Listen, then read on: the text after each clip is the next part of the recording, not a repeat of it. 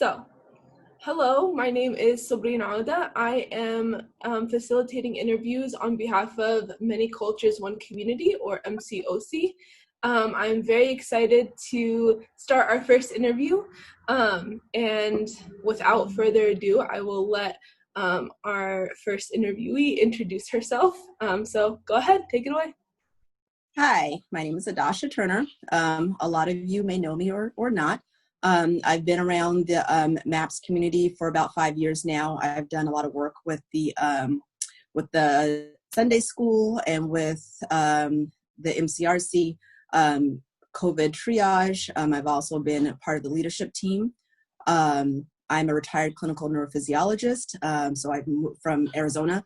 I've moved to Washington State to raise my daughter. And yeah, I've been here for 5 years. Awesome. And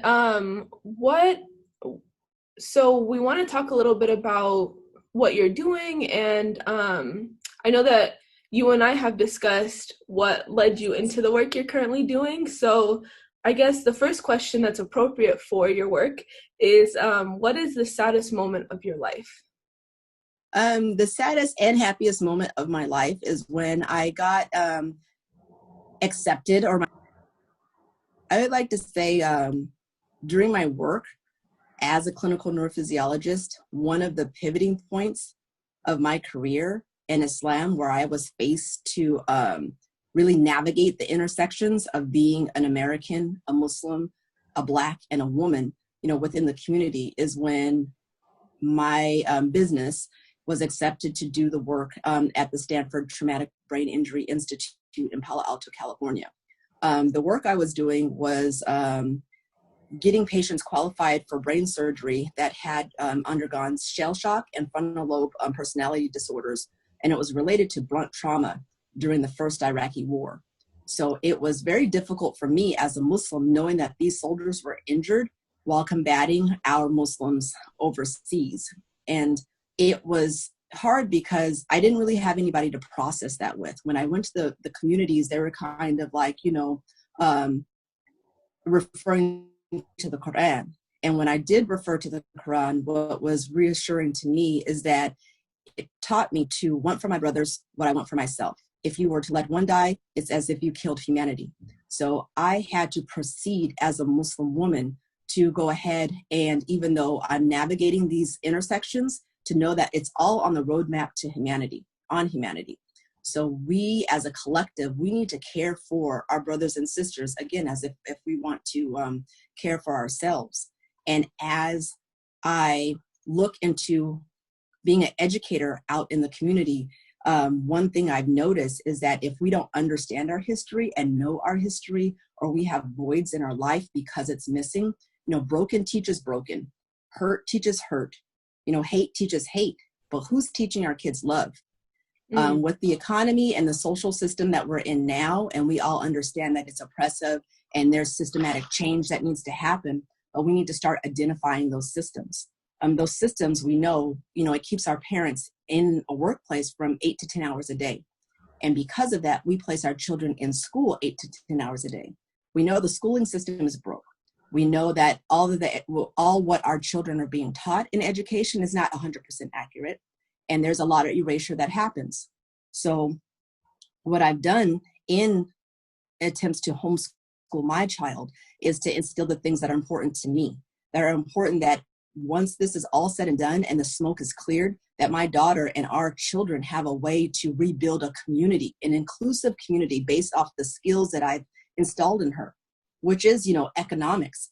And it's communal economics. It's not something that, that she's going to be looking for monetary all the time. It's something to where it's a necessity and a need in it to maintain humanity. So one of those things I have instilled in her is to really understand the agricultural and chemical network known as the FDA, and how important it is for us to grow our own food, to maintain ourselves. If we can feed ourselves, we can take care of ourselves. If we have skills to sustain ourselves, we will be a sustained society. And so that led me to create, the Sustained Institute.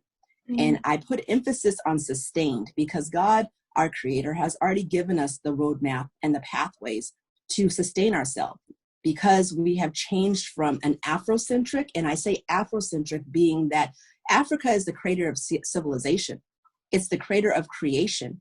We were great as a people before we were colonized. No matter what country you look at, we had a community, we had resources. That's why we were colonized. You know what I mean? Because there was a system, a European system or a Eurocentric system that wanted to monetize what we had to create generational wealth for itself. And us being community-driven Afrocentric cultures, we didn't understand that. Now, as the world plays out and we're having to play, the only way I see as a solution for this is to go back. As Marcus Garvey said, it's okay to go back for what you've forgotten.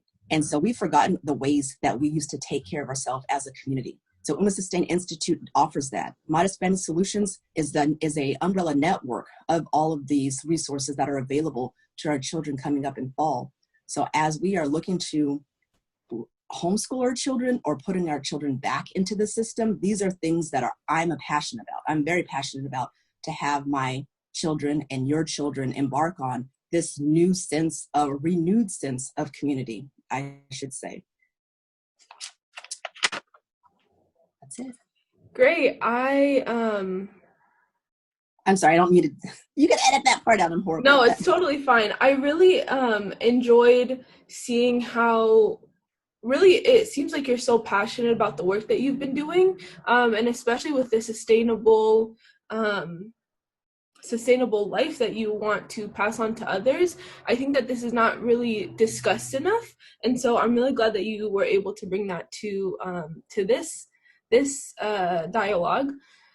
I'm wondering if just to kind of close out our discussion, if you have any quotes or anything that you would like to share or recommend to the viewers that you believe really either represents you as an individual or your work that you're doing. So I don't know if you have something that really to that magnitude right now, but it's something. I do. As I've been sitting in on my scholars and listening, one thing that has stuck out to me are a lot of the African proverbs. You know, one is, our children are seeds, they're not clay. Wow. We always want to mold our children into what we want them to be, not understanding that the media and the environment for them to grow is what's necessary. So as we uplift our children spiritually and we're able to connect to our spiritual being, to being closer to our Creator, that is going to make our emotional stability stronger. So when we get into an academic environment, we're able to navigate with moral and integrity, you know, making these decisions. So when we become leaders, we have that. We're not leaving anybody behind. We're not in power without having the emotional connection. We're not in leadership positions without knowing who we are in our connection, you know, with our Creator. So those three things are necessary.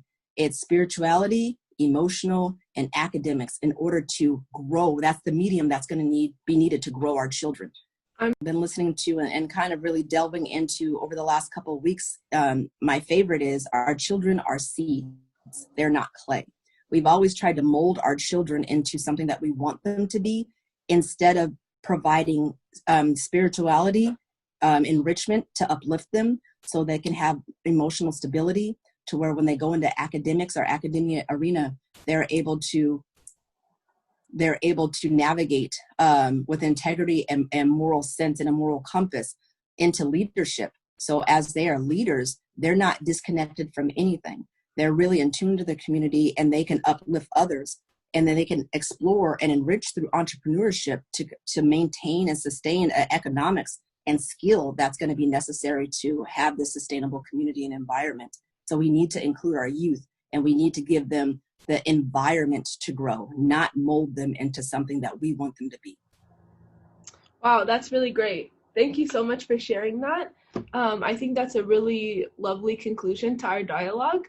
I just really want to thank you for everything that you've shared with us today, and hopefully we will be able to hear more from you in the coming weeks. Yes, and check me out on modestfamilysolutions.org. We have we are established. We have our homeschooling network starting in fall. We have a lot of great things to come. We are in collaboration with Every Dot Black, with the 4-H Washington State Youth Empowerment Program. We also have an Unapologetically Black and Muslim podcast. We are offering free training to any youth who is wanting to get their voice out and be heard every Friday at 9 a.m. You can tune in for free podcast training and your own podcast channel. So we are emphasizing youth empowerment. Actually, there's a Youth Empowerment Network on modestfamilysolutions.org. We're entering into international competitions as far as, what our youth are able to bring, and scholarships are available. Equipment is available. Just apply, bring your innovation and your ideas, and let us help you grow. That's great. Well, thank you so much. I am going to, okay, let's edit that part out. Wow. Thank you so much for sharing that. I hope to connect with you again very soon. Thank you for having me. I appreciate it. Bye, MCOC.